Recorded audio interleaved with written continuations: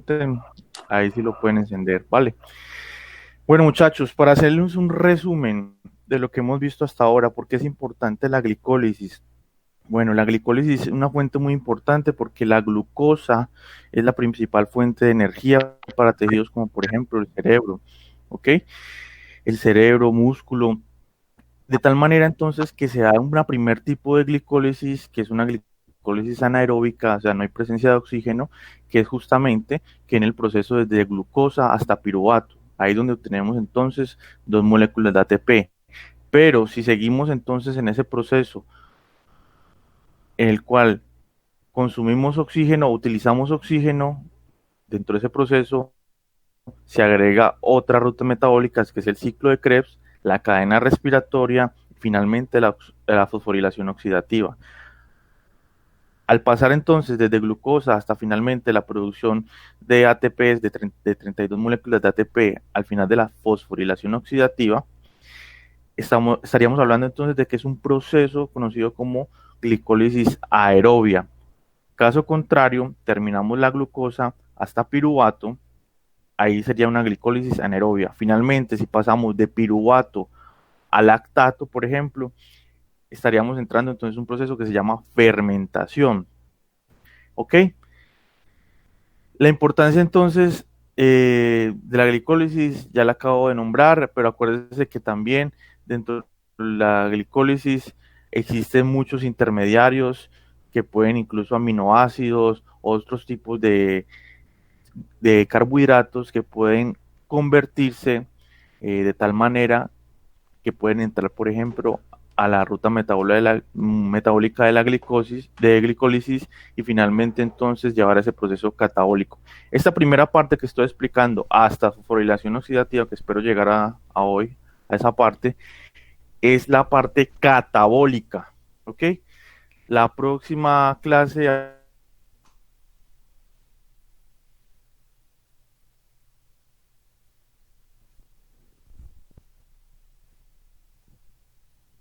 coloquen en su cabeza de que es un proceso en el cual es una transmisión desde el músculo hasta el hígado. ¿De qué? Bueno, resulta que en el músculo consumimos glucosa y formamos lactato por un proceso anaeróbico. Ese proceso anaeróbico, el lactato, tiene que ir a sangre y finalmente de sangre ir al hígado y en el hígado nuevamente ese lactato es convertido en un proceso inverso a piruvato y finalmente ese piruvato nuevamente convertirse a glucosa, proceso conocido como gluconeogénesis. ¿Ok? Ese proceso de gluconeogénesis, como observan, finalmente tenemos la glucosa y de la glucosa nuevamente viaja a través de vasos sanguíneos nuevamente a músculo y existe nuevamente el proceso de glicólisis. ¿Ok? Eso es el ciclo de Cori. Desde el músculo se genera el lactato pasa finalmente al hígado, el hígado lo convierte nuevamente en glucosa y esa glucosa nuevamente se transfiere al músculo, ¿ok? Bueno, como les hablaba anteriormente, hay unos intermediarios dentro de la ruta metabólica de la glicólisis que se pueden generar. En este caso, por ejemplo, la glucosa 6-fosfato puede convertirse en glucosa 1-fosfato y de esta manera se almacena en forma de glucógeno. ¿Ok? Otra forma, la glucosa 6-fosfato se puede ir a la ruta de las vías pentosas fosfato y esas pentosas, normalmente ustedes saben que hay pentosas que se utilizan para los nucleótidos. ¿Ok? La fructosa 6-fosfato de igual manera se convierte entonces en aminoazúcares, es decir, se le pega a grupos aminos. De esta manera entonces podemos conformar los glucolípidos o si estamos hablando de lípidos obviamente y si se pega a proteínas estamos hablando de glicoproteínas. ¿Okay? También el gliceraldehído 3-fosfato o la hidroxiacetona se puede convertir a glicerol 3-fosfato y entrar entonces al metabolismo de los lípidos. Lo mismo con 1,3-bifosfoglicerato y 3-fosfoglicerato, que en este caso se convierte en serina. Fosfonolpiruvato puede ir dirigido a la formación de los aminoácidos aromáticos, como por ejemplo la tirosina, triptófano y fenilalanina. El piruvato, como ustedes ya saben, de ahí sigue en la conversión para el ciclo de Krebs en acetil-CoA, o se puede ir para la conversión en otros aminoácidos como aspartato y aspartato, entonces en proceso de transaminación en asparagina o para alanina. Y el aspartato también puede utilizarse justamente para la síntesis de las pirimidinas. ¿Cuál es la regulación de la glicólisis? Bueno, principalmente tenemos tres enzimas. La exoquinasa, que ustedes ya saben que convierte la glucosa a glucosa 6-fosfato. Esta es inhibida por retroalimentación y de tipo alostérico por la misma glucosa 6-fosfato. Entonces, cuando yo produzco glucosa usando exoquinasa, me genera el producto que es glucosa 6-fosfato, y la misma glucosa 6-fosfato actúa como un inhibidor por retroalimentación negativa. Tenemos otra enzima que es una de las principales, o casi la principal, porque es la más regulada, que es la fosfofructoquinasa, ¿ya? Entonces, cuando pasamos de fructosa 6-fosfato a fructosa 1,6 bifosfato, esa enzima, la PFK o la fosfofructoquinasa, es muy regulada. De esta manera, entonces, tenemos que, por ejemplo, es estimulada por el AMP y es estimulada también por fructosa 2,6 bisfosfato, como se observa acá. El mismo ADP va y estimula a que se active esta enzima y convierta fructosa 6-fosfato en fructosa 1,6 bisfosfato. Pero es inhibida también por feedback cuando se genera la molécula de ATP. Esta molécula de ATP nuevamente va de manera alostérica e inhibe entonces esta enzima, al igual que el citrato. El citrato ustedes lo van a ver luego dentro del ciclo de Krebs. Otra enzima importante, la piruvato-quinasa. La piruvato-quinasa se encarga de convertir el fosfonilpiruvato a piruvato, y en este proceso es estimulada por la fructosa 1,6 bifosfato y es inhibida por aminoácidos como por ejemplo como la alanina, y también puede ser inhibida por el mismo ATP o por determinados ácidos grasos. En resumen, son tres enzimas importantes o muy reguladas dentro de la glicólisis: la exoquinasa, fosfofructoquinasa y piruvatoquinasa, principalmente la PFK. Control de la vía glicolítica. Profe, Nuevamente, ¿puede volver a puede repetir darse. las tres enzimas? Las tres enzimas acá están: exoquinasa, fosfofructoquinasa y piruvatoquinasa. A esta también le conocen como sigla como PFK. ¿Ok? Esta es la más regulada. Profe, la ¿Y la piruvaquinasa que se piruvaquinasa? inhibe. ¿Aló? Sí, ahí están las tres, mira. La Exoquinasa, piruvato. la piruvatoquinasa, acá están, ¿ok? Profe, ¿pero qué es la que lo inhibe? Los aminoácidos y qué más. No está, aquí dice, inhibida por alanina, inhibida por el mismo ATP. Entonces miren acá. ¿Sí están viendo mi mouse? El señalador, el puntero. Sí, profe. Ok. Bueno, entonces mire que aquí vemos una conversión de fosfonilpiruvato a piruvato, y aquí vemos unos simbolitos. Este símbolo hacia arriba quiere decir que la activa, y este símbolo acá significa que inhibe. ¿Okay? Entonces, por ejemplo, acetil-CoA viene a inhibir, ácidos grasos vienen a inhibir, y el ATP viene a inhibir, o sea, inhibe la piruvatoquinasa. Y en cambio, fructosa 1,6 bifosfato viene acá a activar la enzima. ¿Ok? Entonces estas son las tres principales enzimas reguladas en la glicólisis. ¿Claro? Bueno, hay varias formas de controlar la vía glicolítica. Puede ser por activación, como vimos anteriormente, por inhibición alostérica. Y normalmente esto se da por enlaces de tipo covalentes.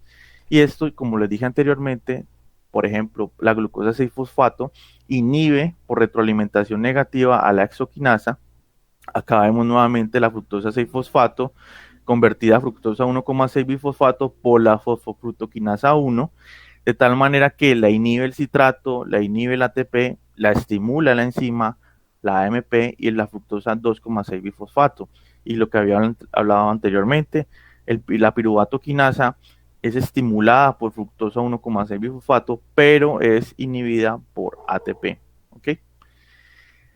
Regulación entonces de la exoquinasa, es un proceso irreversible, utiliza entonces un ATP por glucosa, tiene una baja Km, entonces ustedes ya saben que una baja Km quiere decir que tiene una alta afinidad, en este caso sería una alta afinidad por la glucosa. La exoquinasa se encuentra en todas las células y hay una isoenzima, Profe, ¿cómo hace isocima? isoenzima. Ah, Isoenzima quiere decir que es la misma, a nivel funcional, tiene la misma, obviamente la misma función, que es convertir glucosa a glucosa 6-fosfato, pero hay modificaciones en sus aminoácidos que hace que disminuya la Km, es decir, cambie la Km, y al cambiar la Km se cambia la afinidad por la glucosa, y esto es muy importante, como vamos a ver a continuación. Entonces, la isoenzima es como una forma alternativa de la exoquinasa, pero que llevan a cabo su misma función. La exoquinasa, entonces, tiene una forma alternativa que se llama glucoquinasa. La glucoquinasa, ¿dónde la vamos a encontrar? Principalmente en el hígado. En el hígado tiene una Km más alta. ¿Eso qué quiere decir entonces? ¿Cómo es la afinidad por la glucosa? ¿Baja o alta? alta. Baja, baja, Baja. Baja, y eso es Baja. muy importante, esa actividad, esa afinidad baja en el hígado, porque de esta manera entonces, como vimos como en el ciclo de Cori, permite entonces la liberación de esa glucosa y llevarla nuevamente hacia otros tejidos. Imagínense que tuviera una afinidad alta como la exoquinasa, entonces no podría viajar, no podría salir la glucosa del hígado, ¿ok? Entonces, esta enzima ya saben ustedes que es inhibida alostéricamente. ¿Qué significa alostérico? ¿Dónde se Inhibición une, no? alostérica. Ajá. ¿Por dónde se une? ¿Por el sitio activo o por un Por sitio los diferente al enlaces. sitio activo? Por un sitio Derecho, diferente. Exacto, muy bien, excelente. La fosfofructoquinasa 1, si hay uno, tiene que haber una 2, pero eso lo hablamos luego cuando hablemos de la gluconeogénesis. Es irreversible el tipo de unión, utiliza un ATP por glucosa, principal regulador de la glucólisis. Ya vieron ustedes entonces los tipos de regulaciones que hay. Existe una regulación también de tipo alostérica, de tipo negativo, retroalimentación negativa, ya sabemos por ATP o por citrato, y positiva por AMP, ADP o fructosa 2,6 bifosfato. Cuando digo positivo es que la estimula, o sea, para que trabaje y convierta entonces esta enzima. ¿Ok? Piruvato quinasa, también puede ser una unión de tipo irreversible, produce dos moléculas de ATP. Si me están preguntando por el chat, alguien que tenga el micrófono, por favor me comunica la pregunta, que no puedo ver el chat. Produce dos moléculas de ATP por glucosa.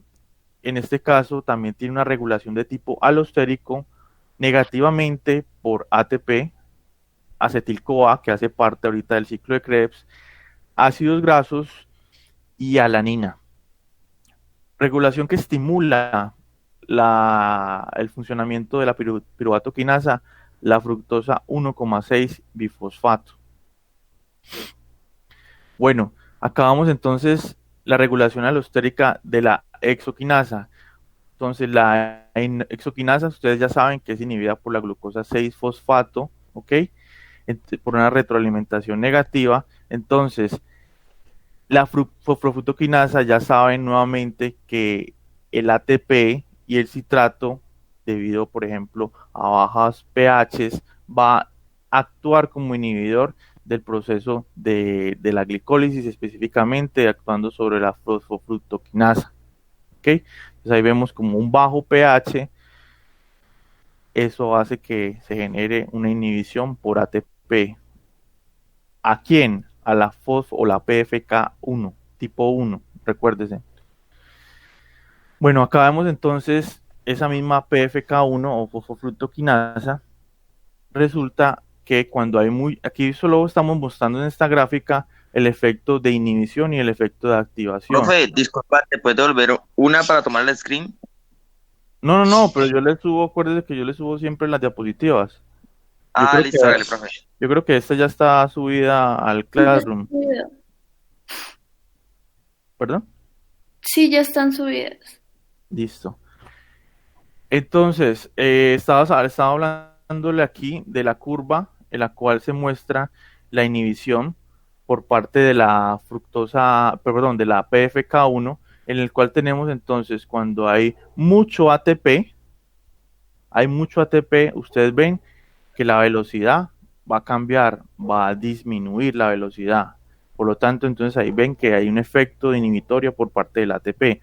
Cuando hay muy poco ATP, es decir, hay más ADP o AMP, entonces vemos que la curva es mucho más rápida, más pronunciada la pendiente, de tal manera que estamos hablando de que aumenta la velocidad de la reacción y por tanto estamos hablando de que está estimulando el proceso de activación de esta PFK1.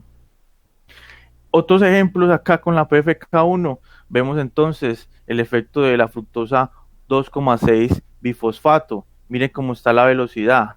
Cuando yo aumento la concentración de fructosa 6-fosfato, vemos que al aumentar la concentración de fructosa 6-fosfato, me va a tener un efecto en la velocidad de la reacción de esta enzima, ¿ok?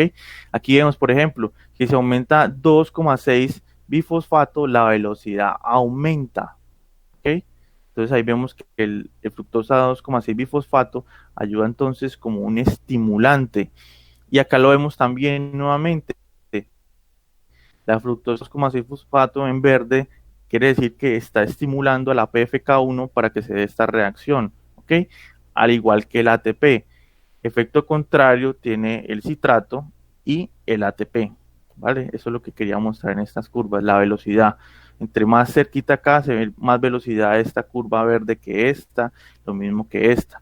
¿Qué quiere decir? Por ejemplo, si yo aumento una concentración de 2,6 bifosfato a 1 micromolar, la velocidad es más alta que, por ejemplo, a 0,1 micromolar.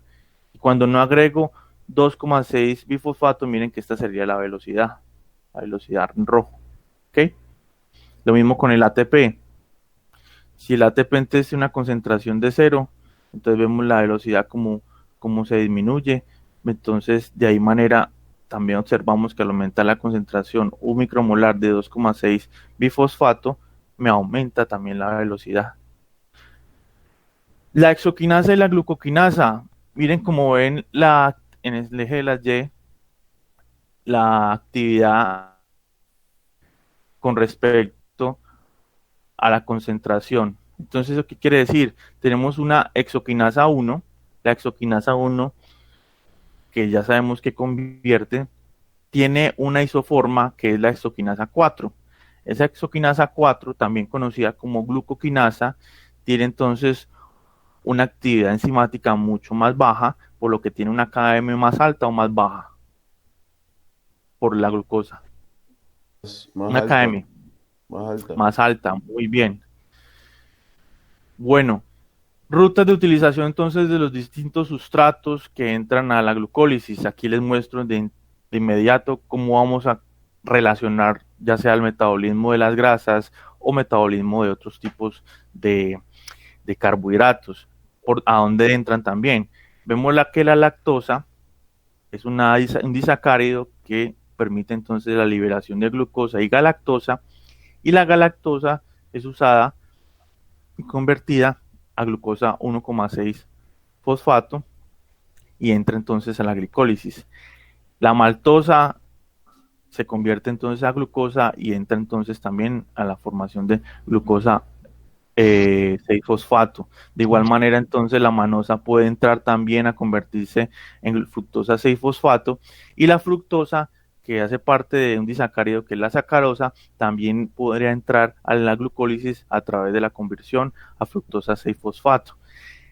También entonces la fructosa tiene dos formas de entrar, a través de hidroxiacetona fosfato o a través de convertirse en gliceraldehído, finalmente convertirse en gliceraldehído 3-fosfato y entrar entonces a la ruta metabólica de la glicólisis. El glicerol hace parte de los ácidos grasos. Acuerde que un ácido graso está conformado por por un glicerol y tres cadenas cargadas negativamente, hidrocarbonadas, y ese glicerol entonces se convierte en gliceraldehído 3, en glicerol, perdón, 3-fosfato, y pueden convertirse a dihidroxiacetona, y esta dihidroxiacetona, ya saben, por una isomerización se convierte a gliceraldehído 3-fosfato. Ahí ven cómo se van metiendo cada uno de esos componentes que consumimos dentro de nuestra dieta. ¿Ok? Acá vemos entonces el metabolismo de los disacáridos. Llega a la boca el azúcar y tenemos en la boca una amilasa salival. Esta amilasa entonces lo que hace es romper el almidón en oligosacáridos o en isomaltosas. Luego llegamos entonces a nivel intestinal en el duodeno y hay unas secreciones pancreáticas de amilasa también que hacen y tienen el mismo efecto de generar entonces en este caso oligosacáridos, y también esos oligosacáridos convertirlos en moléculas más pequeñas o en disacáridos, como por ejemplo la maltosa o la isomaltosa. Luego, en el borde en cepillo que existe en el duodeno, donde se encuentran entonces esas protuberancias, se encuentran localizadas las disacaridasas. Esas disacaridasas, como su nombre lo dice, se encargan justamente de convertir esos disacáridos, maltosa, lactosa, sacarosa, en monosacáridos. Entonces la maltosa tiene una disacaridasa que se llama maltasa y la convierte en glucosa, en dos moléculas de glucosa. La lactosa, la lactasa, ya saben el problema con la lactasa, que me genera entonces dos monosacáridos, uno de glucosa, uno de galactosa, y una sacarasa que se encarga entonces de convertir la sacarosa en fructosa y en glucosa. ¿Ok? Bueno, acá vemos entonces el efecto que se tiene con la insulina. Vamos a pasar a los efectos hormonales. Tenemos las células beta del páncreas y resulta que así como se generan los simógenos para las enzimas pancreáticas, también hay una especie de simógeno para la insulina. La insulina se genera como ARN mensajero. Ese ARN mensajero, ustedes saben que se traduce en los ribosomas y se genera una preproinsulina. O sea que tiene unas secuencias, dos secuencias más, aparte de la secuencia funcional que es la insulina, que es la pre y la pro, y de esta manera no actúa hasta que se elimina ese sufijo, ese prefijo, perdón, pre y pro, o sea, se eliminan esas secuencias, se activa esa insulina. Esa activación de la insulina se da principalmente por ¿quién? Como ven acá, por glucosa o por la presencia o entrada al torrente sanguíneo también de aminoácidos o ácidos grasos, que estimula la liberación entonces o la conversión de esa preproinsulina en insulina, y finalmente esta insulina es llevada al torrente sanguíneo para que estimule justamente la absorción de la glucosa y empiece el metabolismo catabólico, ¿ok? Anabólico, Pero perdón. una pregunta. Dime. ¿Dónde está el simógeno que usted está hablando? ¿Dónde se ubicaría? A ver, yo les muestro acá una figura. Pueden ver la pantalla, ¿cierto? Sí, profe. Ok, voy a mostrárselos.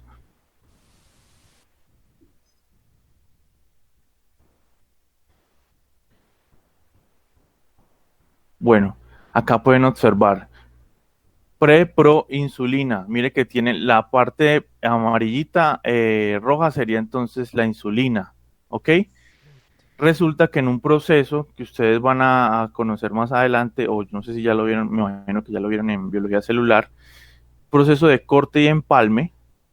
Entonces se eliminan las regiones que no se utilizan de la preproinsulina, que sería obviamente la región pre y pro. Entonces la preinsulina sería esta que se encuentra acá, que tiene otras regiones que inactivan, ¿ya? Miren que la parte roja sería la insulina, y vemos que hay un fragmento que separa esta insulina y hay otros fragmentos externos a los extremos que serían la región pre. Entonces, cuando quitamos la región pre o los extremos, se convierten en proinsulina. Y cuando quitamos entonces esta región amarilla, finalmente entonces nos queda la insulina libre y nos queda esa insulina activa. ¿Ok? Sí, profe. Vale, con gusto. Efecto contrario sobre la o inactivación o inhibición de la insulina es la epinefrina. ¿Alguien sabe qué es la epinefrina? Adrenalina. Adrenalina, ¿no? Exacto. ¿Y dónde se produce? ¿Qué ruta las producen? ¿Qué ruta metabólica las se produce? ¿Cuál? ¿Las qué? Adrenérgicas. Sí, ¿cómo se llama? ¿Vía de las qué? Catecolaminas. Catecolaminas. Catecolaminas. Catecolaminas, muy bien. Bueno, entonces, el efecto de la insulina estimula la captación de glucosa, estimula la formación de glucógeno, estimula el proceso de síntesis de proteínas y también la síntesis de ácidos grasos. ¿Okay? El efecto contrario causado por la epinefrina es estimular entonces un proceso más de tipo catabólico como la gluconeogénesis, la glicogenólisis o glucogenólisis, la lipólisis, o sea, formación entonces de los ácidos grasos, para que luego ustedes lo van a ver en el ciclo de Krebs, cómo se integran, cómo todos estos entran, estos metabolitos intermediarios al ciclo de Krebs, para obviamente generar al final, por un proceso de fosforilación oxidativa y la cadena respiratoria, generar las moléculas de TP necesarias para dentro del movimiento, por ejemplo, de los músculos. ¿Cómo entra entonces la glucosa a los diferentes tipos de tejido? A través de unos receptores. Vemos diferentes tipos de receptores que obviamente son proteicos, que se encuentran en las células, en la superficie de las células, en las membranas, y encontramos los GLUT, ya sea del 1 hasta el 7, y el SGLT. El GLUT1 principalmente se localiza en células sanguíneas, en riñón, en cerebro, en retina, placenta. El GLUT2 en intestino, hígado, páncreas. El 3 en neuronas y cerebro. Ténganlo por favor en cuenta si les pregunto, está en el parcial. GLUT4, esqueleto, corazón, tejido adiposo. GLUT5, intestino delgado, en espermatozoides, en riñón. GLUT7 en hígado y en retículo endoplásmico. Finalmente tenemos SGLT en intestino y en riñón. ¿Ok? Efectos del glucagón. Ya hablamos de la insulina, ahora pasemos al glucagón. El glucagón se produce entonces en las células alfa del páncreas.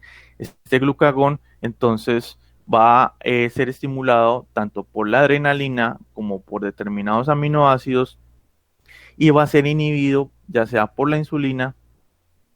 Y este glucagón lo que hace entonces entrar al tejido sanguíneo, perdón, a los vasos sanguíneos y estimular los procesos que ya vimos anteriormente, glicogenólisis, o sea, generar nuevamente glucosa, y tenemos la gluconeogénesis, también tenemos la beta oxidación o oxidación de los ácidos grasos, todo esto con fin de generar energía, ¿ok? ¿Cómo actúa entonces el Profe, ¿qué es lo glucagón? que usted decía que podría preguntar en un parcial? Lo que dijo ahorita, es que usted pasó tan rápido, profe, que no me dio como para Analizarlo. ese. Bueno, a los transportadores. Esto va a entrar en el parcial. ¿Ok? Todos los tipos. De canales.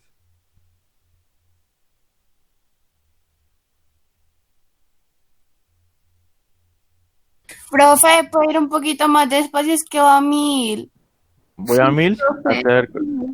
Por favor. Bueno, sí, voy a tratar de bajarle. Lo que pasa es que estoy contra el tiempo porque tengo mucho tema. Vale, la idea es de que yo quisiera también tener un espacio, pero eso ya obviamente con permiso de ustedes, para resolver dudas del parcial, ¿ok? Pero eso nos toca que hacer extra clase, ¿ok? Entonces, no sé si ustedes cuando tenga tiempo me digan antes del parcial y hacemos un medio repaso para que si tienen preguntas yo se las resuelva, Sí, es mejor. Uy, sí, ¿vale? profe. Entonces, ustedes, la idea es de que para que me entiendan mejor este tipo de complejidades, porque esto es lleno de mucha información, que lleguen preparados, ¿ok? En este caso yo ya había subido las diapositivas, ustedes deberían haberlas leído o visto el libro, y eso hace que esto sea un proceso más fácil de entender y que ustedes más bien, cuando ya tienen el conocimiento previo, eso sirve para aclarar dudas, ¿ok? O sea, que los invito a que las próximas clases traten de llegar un poquito más leídos y de esta manera entonces no se nos dificulta tanto, porque si me para mucho, de pronto no alcanzo a terminar tema para el parcial y nos va a tocar entonces aumentar el número de clases, que sería no, pues no sería lo adecuado, ¿ok? Entonces, este es un proceso complejo, pero como les digo, les voy a dar una oportunidad de que cuando terminemos todos estos temarios antes del parcial, eso sí, nos toca en una clase extra o de 1 hora para resolver dudas, nos conectamos por Google Meet y de inmediato ustedes me atacan a preguntas y con muchísimo gusto les colaboro dando lo que se conoce pues de lo que dictamos en la clase. ¿Ok? Bueno, el glucagón llega al receptor entonces de las células. Ese receptor de glucagón va a estimular una enzima que se llama adenilato ciclasa. Esa adenilato ciclasa utiliza ATP, utiliza energía, esa molécula de energía, para estimular el AMP cíclico, para la formación del AMP cíclico. Y ustedes saben que el AMP cíclico funciona principalmente como segundo mensajero. ¿Qué es un segundo mensajero? Un segundo mensajero es como si usted, por ejemplo, necesita un traductor, digamos que usted habla español y necesita un traductor que alguien le traduzca al inglés a una persona que usted quisiera comunicarle una información. De esa manera actúa el AMP cíclico. Transforma esa información dentro del interior de la célula. En este caso, esa información la transmite a través de procesos de fosforilación, es decir, de agregar grupos fosfato, ¿ok? A determinadas proteínas. Entonces, si yo agrego grupos fosfatos a unas proteínas que están inactivadas, esas proteínas que están inactivadas se activan, ¿ok? Y esa proteína activa, entonces en este caso puede ser, por ejemplo, una enzima. Esa enzima lleva a cabo su proceso de su reacción enzimática. Repito, el glucagón llega al receptor de glucagón, estimula la adenilato ciclasa. Esa adenilato ciclasa se encarga de generar el AMP cíclico a partir de ATP. Y ese ese AMP cíclico se encarga entonces de fosforilar por medio de una cadena de fosforilaciones. Y fosforilación puede tener dos resultados. Uno, la activación de proteínas o de enzimas, o puede ser la inactivación de proteínas. ¿Ok? Veamos este ejemplo. En este caso, podría ser una activación de proteínas, en este caso de una enzima, y la enzima se va a encargar entonces de llevar a cabo el proceso de su reacción normal. ¿Ok? Cuando esa enzima termina su proceso, entonces si se le agrega un grupo fosfato, queda inactivada. Y tendría que llegar nuevamente el glucagón, otro estímulo de glucagón, para poder quitarle el grupo fosfato, agregarle el grupo fosfato a la enzima para que quede activada. ¿Ok? Entonces háganse un diagrama mental en el cual las enzimas para activarse, o sea, no es una regla general porque obviamente puede suceder a la inversa. ¿Ok? Pero digamos que en este ejemplo, la enzima necesita para activarse un fosfato. Con el fosfato activado lleva a cabo su reacción. De tal manera que si le quitamos el fosfato después de que generó su reacción, la enzima queda inactivada. ¿Y cómo se activa nuevamente? Agregándole un grupo fosfato. ¿Y quién le agrega ese grupo fosfato? El AMP cíclico. ¿Y quién estimula el AMP cíclico? la formación de ATP a partir de una enzima que se llama anilato ciclasa. ¿Y quién activa la anilato ciclasa? El glucagón. ¿Ok? Bueno, vemos acá nuevamente otros tipos de azúcares que van a entrar a diferentes partes de la de la glicólisis. Yo creo que ya he sido muy repetitivo con esto, porque pues ya les di la imagen sobre eso, entonces pues no voy a hablar de esta diapositiva. Glucosa, entonces, Hay que aprenderse pues toda la ruta de la glucosis y todo eso, ¿cierto? sí, porque eso sí es muy importante. Necesito, por ejemplo, yo les digo, eh, ¿cuáles son los inhibidores de la fosforotoquinasa? ¿Cuáles son los activadores de la piruvato-quinasa? ¿Cuál es la enzima que convierte piruvato a acetil-CoA? ¿Ok? Entonces ahí sí entra un poco la parte memorística, porque es muy importante que ustedes sepan eso cuando hablemos de alteraciones del metabolismo. Eso sería ya, espero, al final de esta clase. Perdón, de las clases al final cuando terminemos cerca al parcial. ¿Qué me interesa? Que ustedes sepan para qué es la glucólisis. ¿Para qué es el ciclo de Krebs? ¿Para qué la fosforilación oxidativa a nivel general? ¿Ok? Porque a nivel reducido, a nivel de minucioso, ustedes ya obviamente están viendo que eso es un proceso que requiere muchas cosas. Pero también es importante tenerlo en cuenta el efecto de la insulina y el glucagón. Eso también, los efectos, pues los voy a tener en cuenta en el parcial. ¿Ok? Bueno, glucosa en los tejidos. La glucosa ya sabe que entran, en este caso, al hígado a través de un receptor. ¿Cómo se llaman esos receptores para la glucosa? Glut. Ah, GLUT, muy bien. Y en este caso, ¿cómo se llama la enzima para la conversión de glucosa a glucosa 6-fosfato en Ana- el hígado? ¿Cómo? anacetil.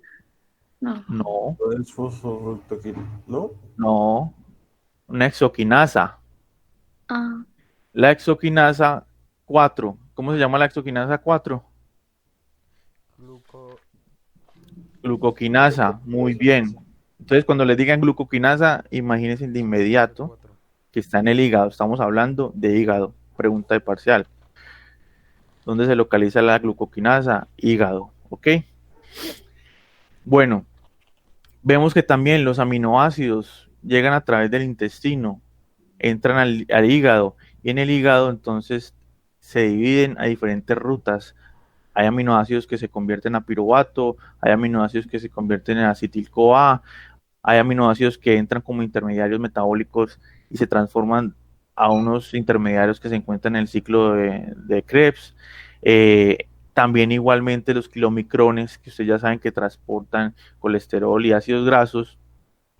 Los kilomicrones, esos ácidos grasos llegan y se convierten entonces a triglicéridos, y esos triglicéridos entonces se convierten en VLDLs, y bueno, y eso sería otra parte que aclararíamos en este momento. No es la importancia o no tiene la relevancia, porque más adelante con más detalle hablaremos sobre esa parte.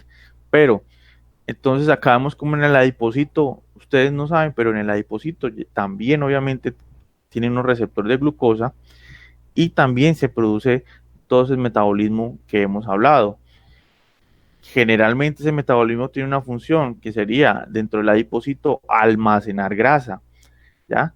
Sin el glucógeno sirve para almacenar glucosa, que es principalmente en músculo. Los adipocitos se encargan en el almacenamiento también de energía, pero en forma de grasa, ¿ok?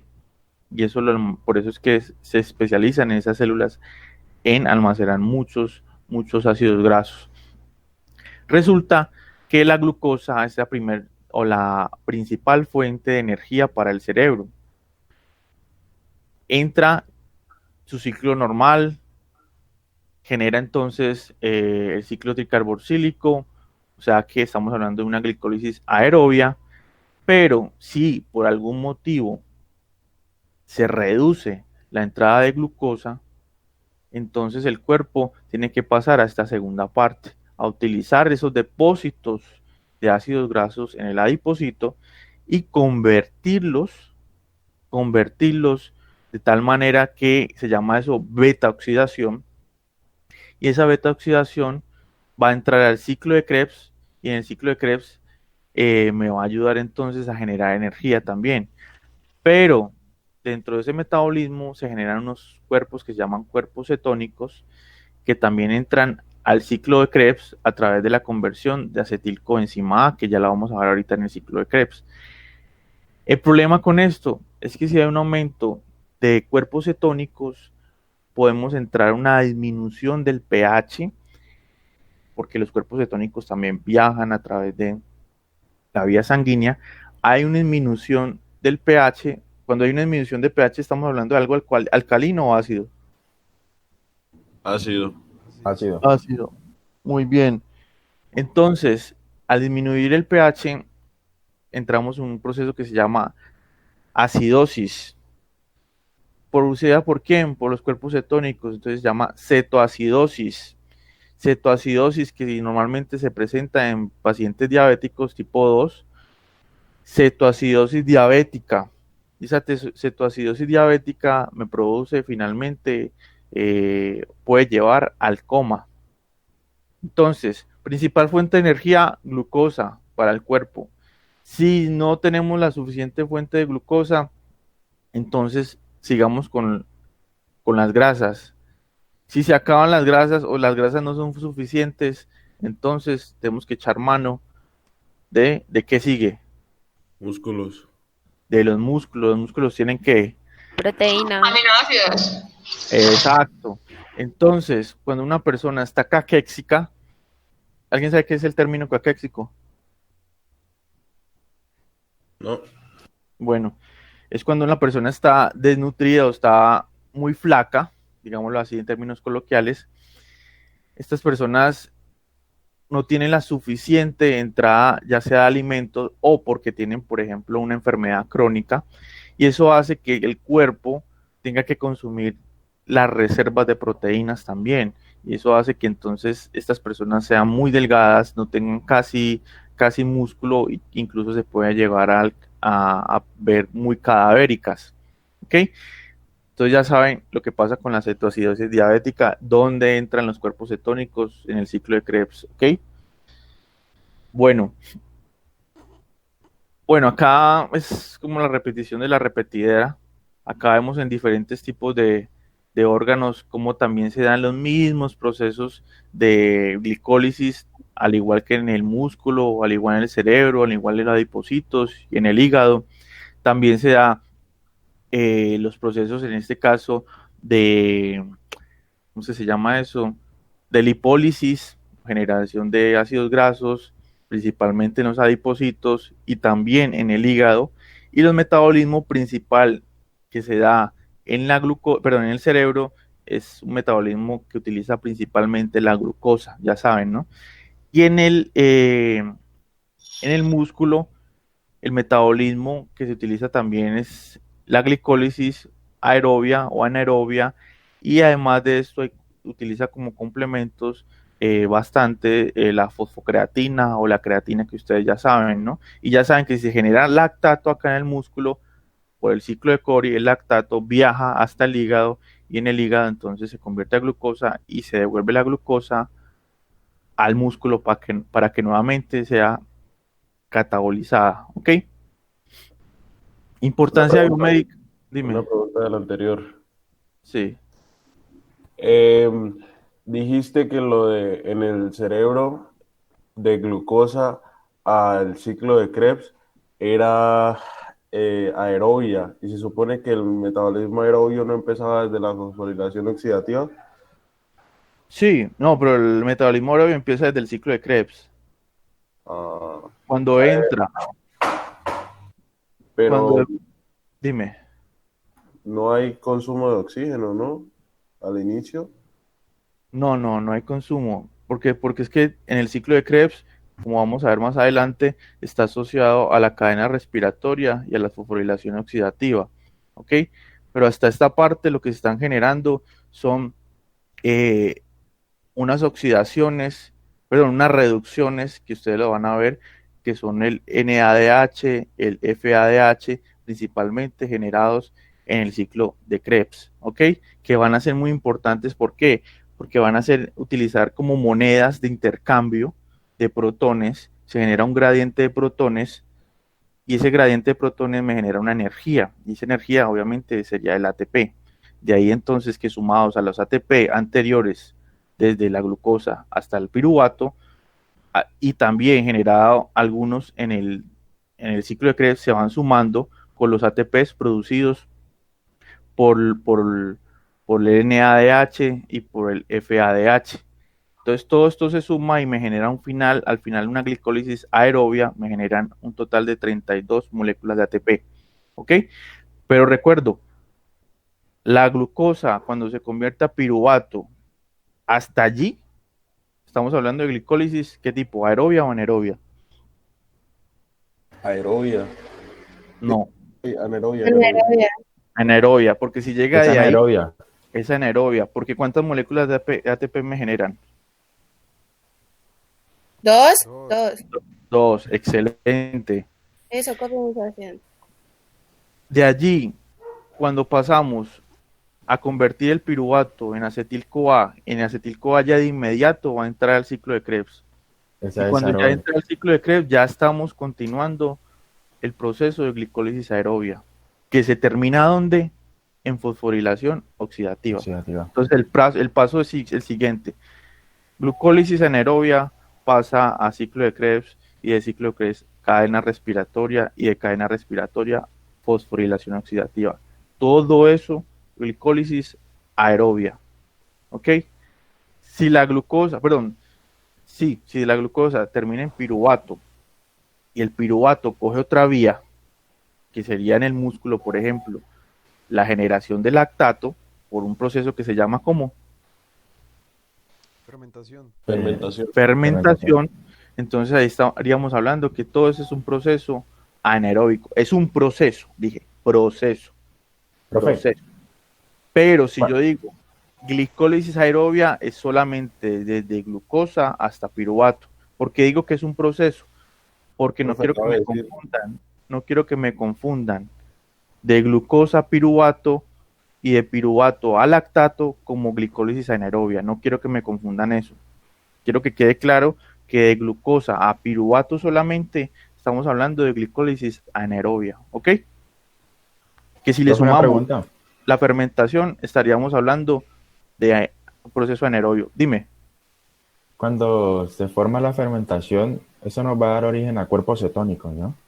No. Cuando los cuerpos cetónicos es el metabolismo de ácidos grasos, ¿ok? Eso lo vemos con más detalle en la próxima clase, si alcanzamos, sí. Listo. Vale.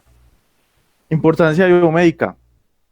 Entonces, conocer este metabolismo ayuda a entender los mecanismos de adaptación en los procesos de ayuno. Ya saben qué pasa en el ayuno, es un proceso también en el cual, como no hay entrada de comida, al igual que la inanición, al igual que el ejercicio, entramos en un proceso catabólico, y ese proceso catabólico, obviamente, primero se gastan, ¿qué molécula primero se gasta? Carbohidratos. ¿Pero cuál específicamente? La glucosa. La glucosa. De ahí seguimos a los ácidos grasos.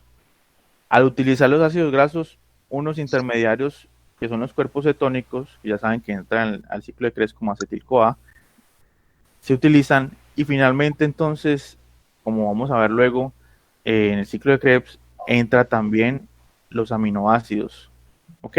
Profe, cuando se detiene el ciclo de Krebs por el ayuno, No, el ¿qué ciclo puede de Krebs ocurrir? se detiene por ayuno. Sí, yo lo leí, eso aparecía como en la segunda semana, algo así. Cuando ya no había carbohidratos, pasaban a los lípidos, y entonces como se necesitaba la energía para el cerebro, se perdía el ciclo de Krebs. Así aparecía. No, lo que pasa es que el ciclo de Krebs sigue viendo, como vamos a ver más adelante, va a servir. Yo les mostraba a ustedes cuando hablábamos de patrones les mostraba que era un círculo, ¿ya? Y que era muy importante, ¿por qué? Porque sirve para la interconversión de un montón de moléculas, de un montón de metabolismos. O sea, ahí convergen el metabolismo de aminoácidos, el metabolismo de ácidos nucleicos, el metabolismo de carbohidratos, o sea, todo el metabolismo de las biomoléculas y de otras moléculas interviene en el ciclo de Krebs. Entonces, lo que hace el ciclo de Krebs es, digamos, que también funciona como un traductor, le llega una información proteica y la convierte en una información lipídica.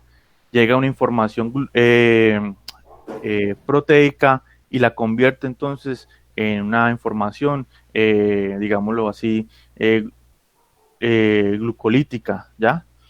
Entonces, cuando vamos a ver ahorita el ciclo de Krebs, ustedes van a ver que el ciclo de Krebs es, se me olvidó el término ahorita. Bueno, que hace el catabolismo y anabolismo al mismo tiempo, ¿ok?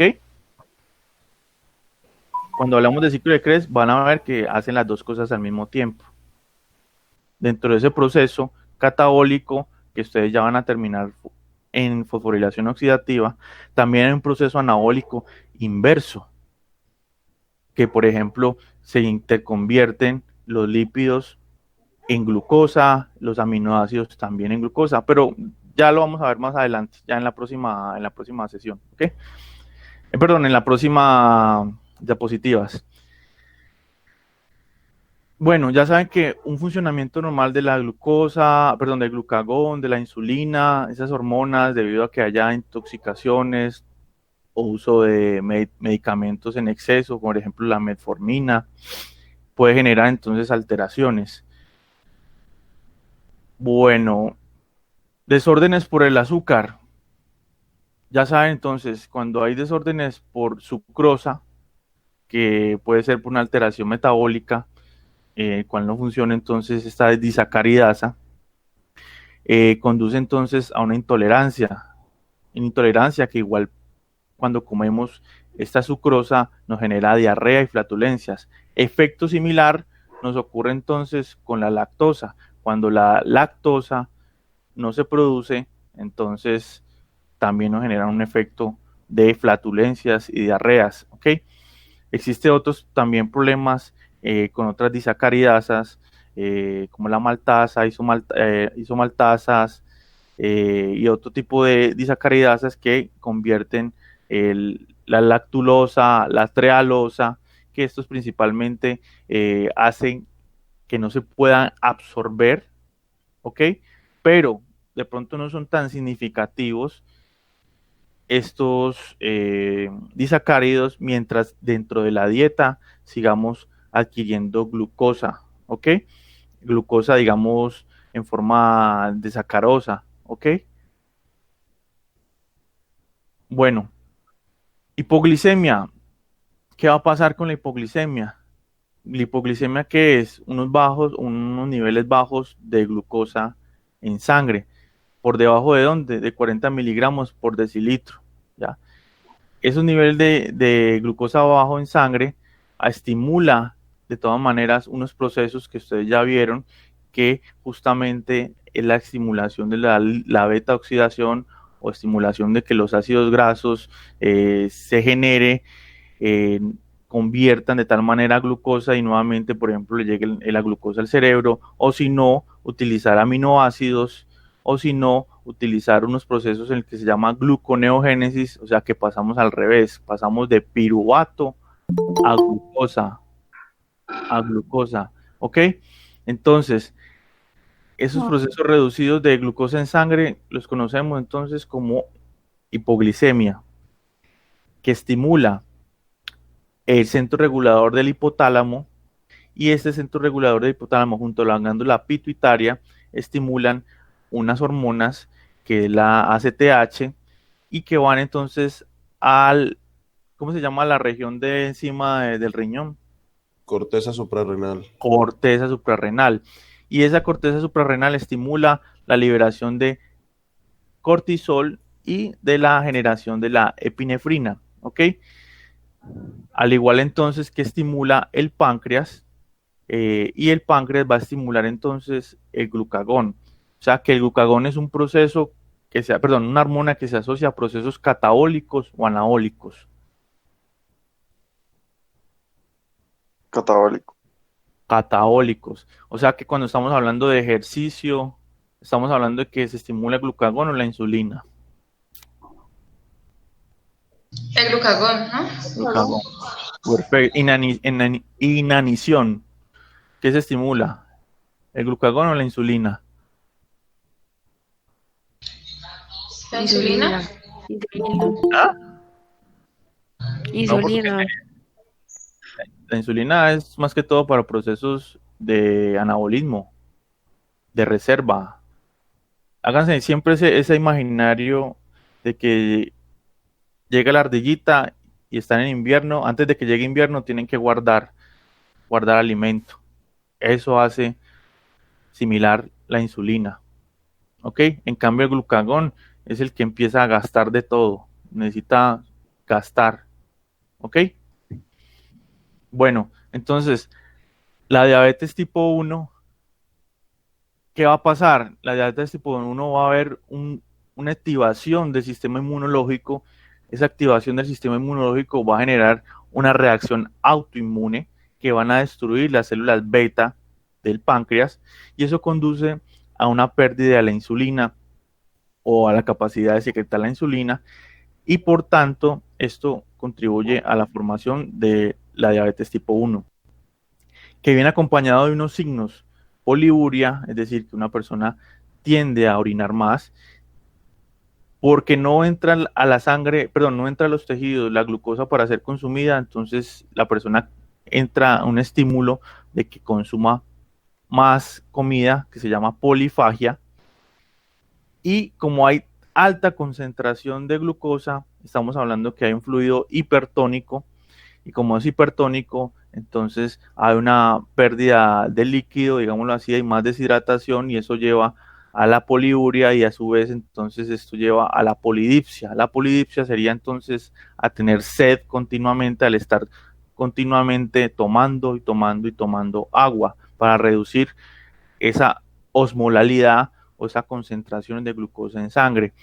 Ya lo hemos venido hablando miles de veces. Principal fuente es la glucosa, si no, entonces pasamos del acetil-CoA, pasamos entonces los ácidos grasos a generarse entonces los cuerpos cetónicos. Esos cuerpos cetónicos, acuérdese que van al cerebro y van a generar entonces alteraciones si están en exceso en la sangre. ¿De dónde vienen? Metabolismo de los ácidos grasos principalmente en el hígado y en los adipocitos. En los adipocitos, un proceso de beta oxidación, convertimos los triglicéridos en ácidos grasos, esos ácidos grasos viajan por el torrente sanguíneo, van entonces al hígado, se convierten en acetil-CoA y ese acetil-CoA entonces va a liberar esos cuerpos cetónicos, ¿ok? Bueno, deficiencia entonces de la insulina, ¿qué va a pasar? Aumento entonces de la glucogenólisis, aumento de la gluconeogénesis, aumento de la cetogénesis de los cuerpos cetónicos, de la lipólisis, y esto entonces conlleva a lo siguiente: primero, a un aumento de glucosa en sangre y segundo, aumento de los cuerpos cetónicos en sangre. Ya sabe que hace un cuerpo cetónico en sangre, disminuye el pH de la sangre, por lo tanto entraríamos en acidosis metabólica y también entonces efectos como la diuresis osmótica, es decir, aumento entonces de la producción de orina y también efectos de deshidratación que conllevan entonces al efecto de la polidipsia. ¿Ok? Acá vemos entonces las medidas de glucosa. Digamos que en una persona normal debería estar alrededor o hasta 110, y lo ponen hasta 100 miligramos por decilitro, pero llega hasta 110, llegando a 150 miligramos por decilitro de glucosa en sangre. Bueno, resulta que esta persona necesita entonces ya empezar con una terapia de insulina, y cuando ya una persona que tiene un valor de glucosa más allá de 150, es una persona que obviamente ya necesita ser tratada constantemente con insulina, ¿ok? Si no trato con insulina, ¿cómo están los niveles de glucosa en sangre? ¿Aló? Dos. ¿Cómo estarían los niveles de glucosa en sangre si no trato a la paciente con insulina? Altos. Aumentado. Altos, ok, muy bien. Entonces acá vemos, por ejemplo, los niveles de insulina de una persona obesa en rojo y una persona normal en azul. Aquí vemos entonces los horarios, desde las 8 de la mañana hasta las 4 de la mañana, ¿ok? Vemos como hay unos picos. Esos picos, ¿se acuerdan ustedes a qué se relacionan? Eso lo vimos en una clase. Al ritmo circadiano. Excelente, muy bien. Entonces, ¿cuál es el núcleo que se estimula en el ritmo circadiano? Núcleo supraquiasmático. Exacto, muy bien. Muy bien. Entonces, aquí comparan cómo es esa respuesta de la insulina, ¿ya? Entonces, en una persona normal, la insulina, la respuesta, ¿ves? Es baja, digamos que hasta 50 microunidades por mililitro. Pero en una persona obesa, hay una superestimulación de la insulina. O sea, que esto conlleva más adelante, ahí metámosle la parte de, ¿se acuerdan ustedes de sistemas? ¿Qué pasaba cuando un sistema recibía entonces muchas presiones del ambiente? O se adaptaba o quedaba destruido, ¿cierto? Entonces, en este caso estaríamos hablando del receptor de insulina en los tejidos. Cuando es tan continuo ese estímulo por parte de la insulina, entonces los receptores quedan